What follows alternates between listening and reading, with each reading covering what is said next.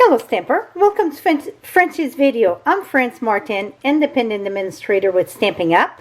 And today I'm going to share with you this little cool gadget here. I learned, well, it was a smaller one from Charity, and I decided to do a little bit bigger. It is to hold my designer series paper, the pattern one, or you can use any designer series paper in it 6 by 6. So it's just stand on my desk and it make it easy to, it's at my view, so I'm going to use it. If I put it too far away, then I don't use it. Over here I'm going to put another something stamp over there. I'm not sure yet. Let me share the one from I don't know where I put it now. Oh, yes, I know. Here it is. I received that last year. So this one was retired. So this one, it's the same size, except I put the side more overlap to get it sturdier for mine, because it was very packed. This one, I use old olive cardstock. And then this is the poppy new paper. I'm going to have all the supplies of this one and the one that I'm using also. I decide to try the designer series paper. It's very solid, so I said, why not? So what you're going to need, it's a piece of cardstock. Like I said, I enlarged mine a little bit to overlap it on the side. It measured 10 1/4 by 11. So you're going to put at 10 1/4 at the top, and then you're going to score at 2. I lost my score thing in all this. So you're going to score, now I cannot even find it. You're going to score at 2. It's a good thing I pre-score, or here it is.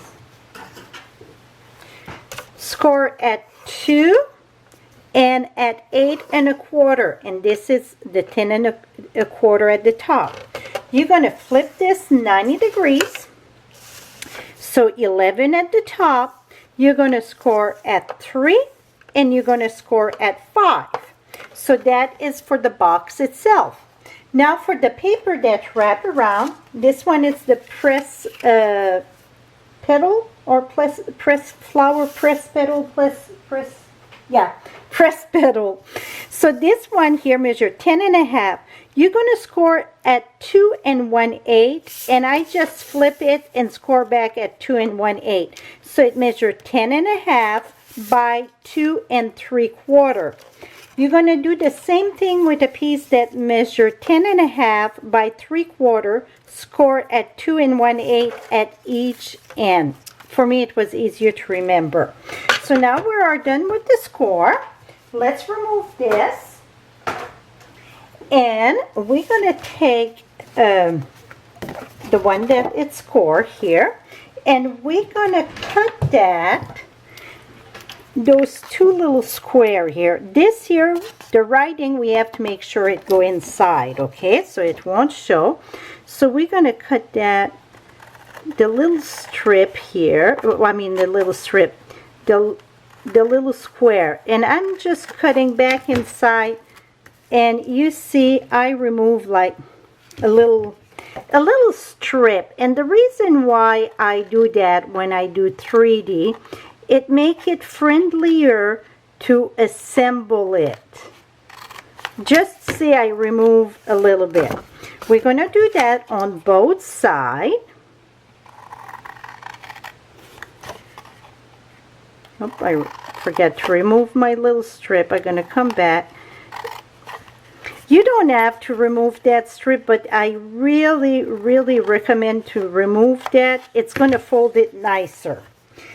Now, what we have to do, it's the longer, okay, so here we score at 3 and then 5. Where at the other end, where we didn't score, we're going to mark both ends at 3 inch. So make a mark. And make a mark, both at 3 inch. Now that we got that, you're going to take your paper trimmer. You're going to go from the score line. From the score line, you're going to put that in the groove where it cut to your mark. So where it score, it go in the groove and your mark. Get a little bit too much on my desk, cannot bend the paper there. Here we go.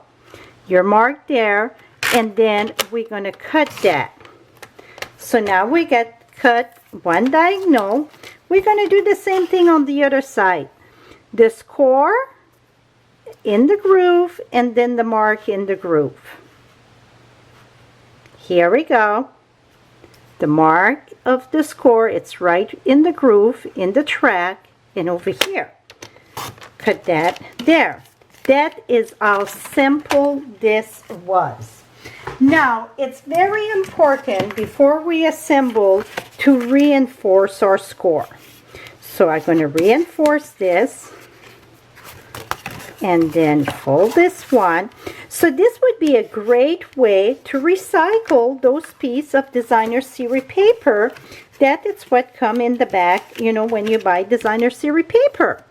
Or you can get the 12 by 12 cardstock. And then I'm going to fold this here. So it's like, I don't know if you remember, maybe 4 years ago I did the file jacket for card. That's what it reminds me of. Now, these two pieces, the two flap, fold it inside. You can use tumble glue or tear and tape. I do not recommend snail for this. You want something that's going to have a good bond. So tear and tape would work, or liquid glue. So I fold it down, and that's where this is going to go here. Make sure it's flat. So that's why when you take a little piece off, it makes it a lot friendlier. Because you have to have the place for the score. Make sure it's straight. So I leave it down. Now I'm going to put it on the side here and really reinforce that the glue going to bound to the cardstock there. Get some on my finger. That's always a bonus, right? Now this part is done. Make sure the corner you want to make sure the corner are very glued together. If not, your paper going to catch on them. So just make sure that. Here we go. Now I'm going to take these. Now this go on the outside. So the other one we had fold in, not this. This we're going to put the glue over there. And again, I'm going to use my tumble for this. It is way simple to do. First, I play a little bit with the measurement just to make sure that I had the right size there, but now it's simple. Now you're going to take this, fold this straight, and then I like to do one side at a time. Put it down. If your end don't fit, take your bone folder. Make sure, yep, this. That's what it's nice too about liquid glue. You can always come back. If like this it's not straight, I can come back and put it straight. Here we go. Now that it's straight, I'm going to make sure. Voila. So now we get our fall done. And yes, you get the writing there, but nobody's going to see that because it's going to get filled with paper. Now you're going to take your strip of designer series paper and you're going to put glue all on this. We score it at 2 1/8. This one I really recommend the liquid glue, and it's like the whole box too. It's so much easier liquid glue because if you fold it or you bound it together and it's not just straight or right, then you cannot remove it. With liquid glue you can remove it easy. Okay, now we're going to take this, put that here. I have to bring up my score Here we go, score there. And I see I get a little something under it. It's not straight. Sorry, the battery went dead. Okay, so I'm going to keep on reinforcing that. Now, you're going to come in the back and you see I get a little bit off. If I was going at 2-inch score and shrinking my paper at 10 1/4 like the other one, I was short, so I'd rather have a little bit more, and then I can come in the back and just follow the back here. And that for me worked much better. This one here we go. Let me put it this way. I just put my scissors right at the edge of my box there. I can even...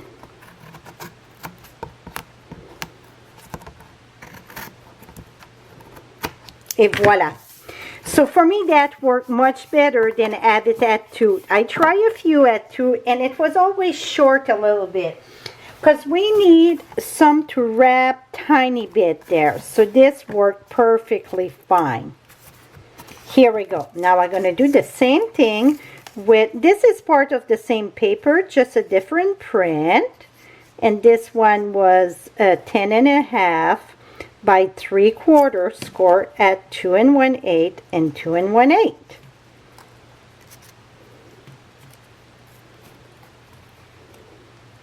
And boom. You don't have to put an extra strip. I should have put maybe in the blue, it would have popped more. Just use whatever your art desire, my friend. See, this one is just a tiny little bit here. And make sure you bond that good on the side. You want, because you don't want that to peel up. It looked like it's a 1/8 that I'm removing, but here we go. Now we're going to reinforce that, the side and everything. So my box, it's done. Now, for the divider, what I done, I used the circle tap punch and I punched 5 of them. And I got 5 or the 6 by 6. It's happened I had a bunch of 12 by 12 in the crumb cake, so I'm using that. You're just going to fold this in 2. You're going to do one on one piece at right at the end on the left. One you're going to put right on the right side, and the other one I marked 3-inch. I did a little mark and I put my center one. Then what I done, I put those 3 together. We're gonna put glue on another tab. And this one I don't measure, okay? I just put my other 6 by 6 on top of this one here. And I'm gonna come here and go right in between these two. So that was the easiest way without divided by 5 and so on. Now I'm going to put on the other one, and I did the little 1/2-inch circle, so you can always punch out a circle from the designer series paper that you're going to put there. I would put it with temporary glue in the back so you can remove it in case if you want to switch them. But what I done, so now it would be okay, 1, 2, and then the 3, 4, and 5. Et voila. Oops. You got your easy. And in the front, I'm going to put a scallop oval here. And that's going to be put with dimensional. So let me pop some dimensional here. And then I got a crumb cake, and I'm not sure which greeting I'm going to put yet. So, or if I'm going to put a greeting or stamp something, I was not sure on what. So I just cut a piece of crumb cake there to put there. Okay, I'm going to keep this one inside. And let me share with you what I done with this. So I had written by hand. Well, my handwriting, it's not the best. So I put IBR, and then I got the S and N here. And what I done with these, I put it with glue dots because I plan to use that for these. Let me remove this one here. Glue dots are kind of easy to remove like that. And you're going to see what that stands for. Well, I, it's for in color. B for brights. R for regal. Natural for the N. And then S, the subtle. So now I got all my designer series paper, the pattern one, for family in here. So hope this is going to help you get organized. Like I said, this is going to be an awesome little tool to have on your desk so you get or close by with your designer series paper, the 6x6. Thank you so much for watching. And again, right below you get the direct link. I will add all the measurement, the supplies that I use, and the score and so on. So here is the pattern here, but I will have all of that on my blog. Thank you so much and have a lovely day, my friend. Bye-bye for now.